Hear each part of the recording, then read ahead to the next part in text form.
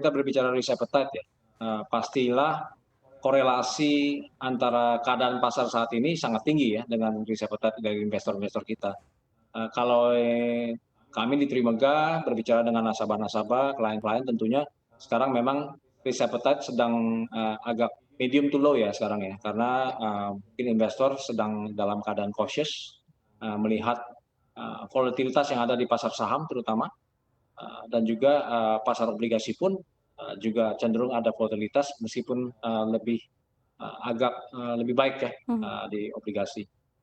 Mungkin seperti itu. Baik, saya akan ke Mas Robertus. Mas Robertus, ini dengan kondisi ekonomi yang gonjang-ganjing begitu ya saat ini, bagaimana Anda melihat tren investasi secara umum ke depannya? Ya, kalau kita melihat 2020 ketika terjadi pandemi resesi, malah ini kemudian menjadi booster bagi iklim investasi di Indonesia. Kalau misalnya kita lihat data investasi malah meningkat di sana karena literasi mengenai investasi itu bahkan meningkat.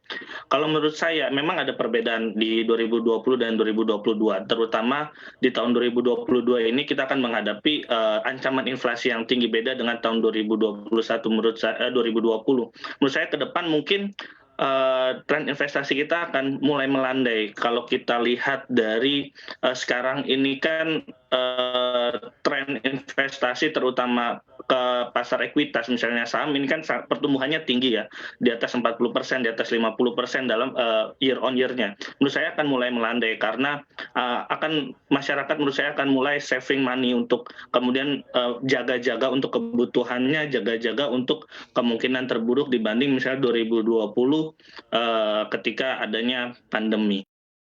Baik, saya akan ke Pak Antoni. Pak Antoni gimana? Setuju nggak Anda apa yang dikatakan oleh Mas Robertus begitu ya, tren saat ini ada tren melandai begitu?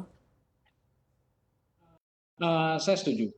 Sebenarnya ironis ya, saya kira sebenarnya yang kita harapkan tadinya di awal tahun ini ya, sebenarnya ada booster untuk ekonomi kita, karena ekonomi kita kan baru saja pulih dari masa pandemi ya.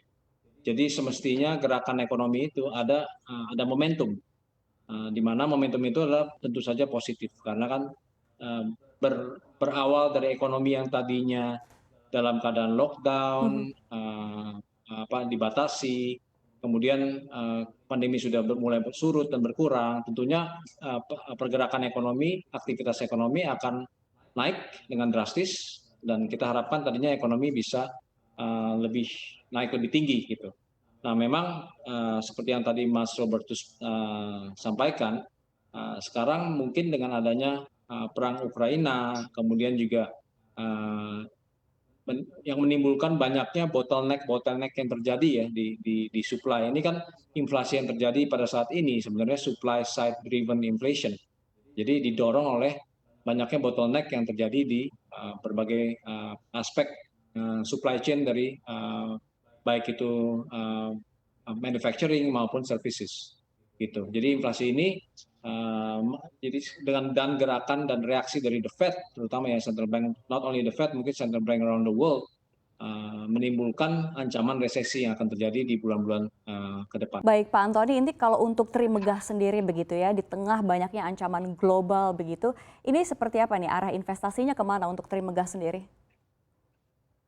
Ya, kami sekarang lebih cautious dari sebelumnya, tapi sebenarnya di underlying kita merasa, Safira, bahwa ekonomi Indonesia dibandingkan dengan ekonomi negara-negara lain di regional maupun apalagi dibandingkan dengan Amerika, sebenarnya kondisi ekonomi kita jauh lebih baik dari mereka. Jadi kelihatannya dengan kondisi ekonomi yang lebih baik tersebut, kenapa sebabnya? Karena negara kita ini berbasis komoditas, ketika terjadi supply side inflation, sebenarnya ada semacam natural hedging ya, hedging yang natural buat kita, buat ekonomi kita. Contohnya saja belum lama kan kita baru dikejutkan dengan trade surplus yang angkanya lebih dari ekspektasi ya. Jadi angka-angka seperti itu menunjukkan bahwa ekonomi kita ini sebenarnya cukup solid dibandingkan dengan ekonomi negara-negara lain. Nah, dengan keadaan seperti itu sebenarnya pasar saham kita akan lebih baik dibandingkan dengan pasar saham negara-negara lain. Memang sekarang mungkin posisinya IHSG hanya dan LQ45 kurang lebih sekarang year to date plus 1% ya posisinya per kemarin. Nah, dengan pasar saham kita yang mestinya lebih baik, kami di Trimegah sebenarnya masih cukup bullish untuk sampai akhir tahun, Safira. Baik. Jadi kalau kami sekarang cautious memang, kami mungkin bersembunyi dulu di sektor-sektor yang sedikit defensif. Dan untuk obligasi mungkin kami memperpendek durasi dulu, cenderung untuk durasi yang jangka pendek. Baik, saya akan ke Mas Robertus. Mas Robertus, kalau misalnya tadi kita sudah banyak dengarkan dari Pak Antoni begitu ya, ini kalau untuk menurut Anda sendiri instrumen investasi apa yang paling laris di tengah ancaman resesi global ini? Di paper aset kah atau di real asset?